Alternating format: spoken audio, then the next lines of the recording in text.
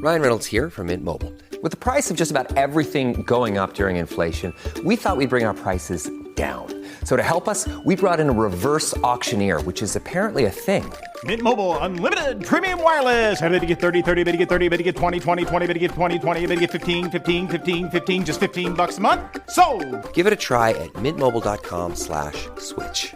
$45 up front for 3 months plus taxes and fees. Promo rate for new customers for limited time. Unlimited more than 40 gigabytes per month. Slows full terms at mintmobile.com. This episode is brought to you by La Quinta by Wyndham.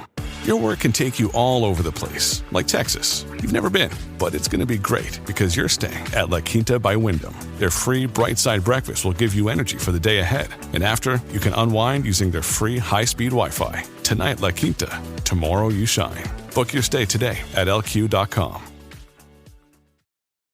This is Optimal Health Daily, episode 2585.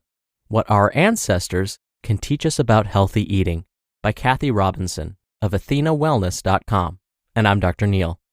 Hey there, happy Tuesday and welcome back to Optimal Health Daily, where I simply read to you from the best health and fitness blogs for free.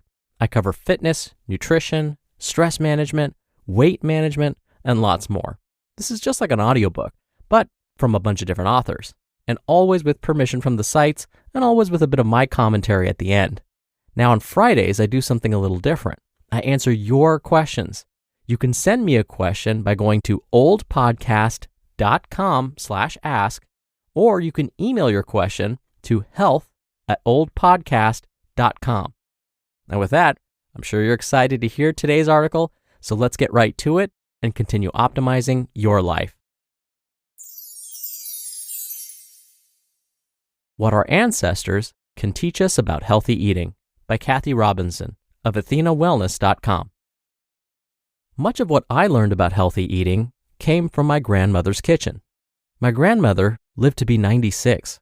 She was born in Brooklyn, New York in 1904.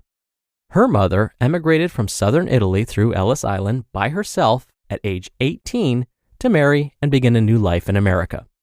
I remember my great-grandmother, who lived to be 88 herself, sitting in a rocking chair I still have and rattling off Italian I didn't understand. What was the secret to their longevity? My great-grandmother brought the ways of her upbringing with her when she came to America. In the early 1900s, she and my great-grandfather grew much of their own food in a small yard in Brooklyn. Grapes for wine, figs and other fruit, tomatoes, olives, and vegetables that they would enjoy in the summer, and preserve the surplus for the winter months by canning and storing the jars in their root cellar. It's completely urban now, but my grandmother used to tell stories of walking across big open fields to get to school, among horses and wagons making deliveries in the neighborhood. When my grandmother married, she fed her growing family with what is known as peasant food. These meals were simple and hearty and made from inexpensive ingredients. Meals such as polenta, which is cornmeal and red gravy, macaroni with garlic and olive oil, and ditalini pasta and cannellini beans and tomato sauce. These modest dinners kept her family nourished in a healthy and economical way. Sundays were different. I have fond memories of my grandmother coming home after church and cooking up a storm for the legions of cousins, nephews, siblings, children, and grandkids that would visit her 3-room apartment. The tomato gravy would have meatballs and meat. There would be Italian bread and rice balls.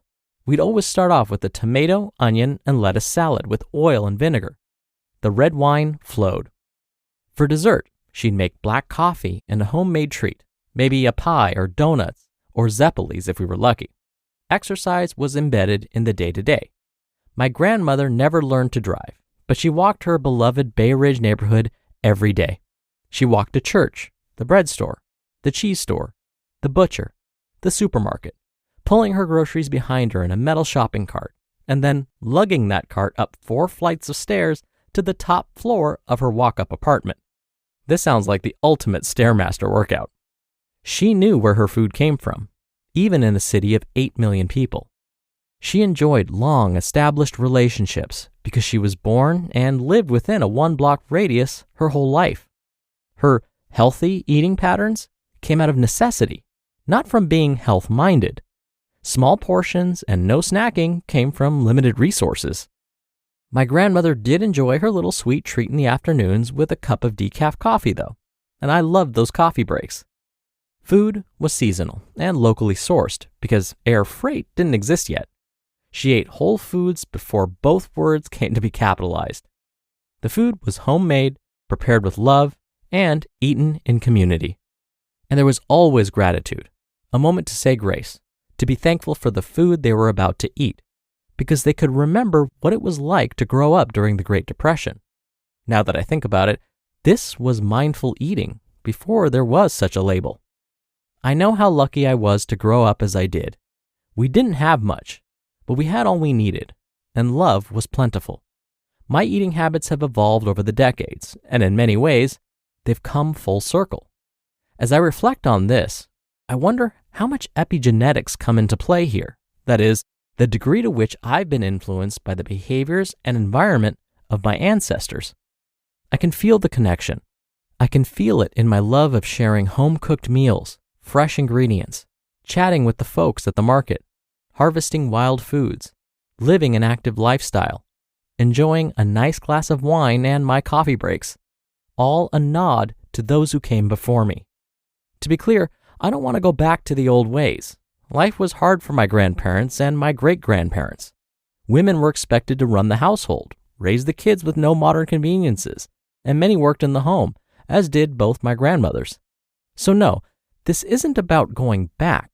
It's about moving forward mindfully, learning our lessons from those who came before in order to live our best lives today.